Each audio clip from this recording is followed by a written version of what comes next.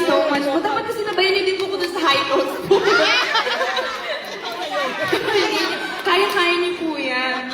So, again, before, madami po akong list of songs po siya. But of course, gusto ko lang pong magpasalamat sa inyong lahat. I would like to take this opportunity na pasalamatan po kayong lahat at sa lahat po ng bumubuo ng event na ito. Itong Love Kim Powder. Excited na po ba kayo makita sila Ate Kim and Kuya? Yeah!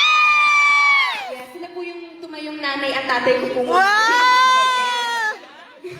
Kapag po kayo anak nila. Ala!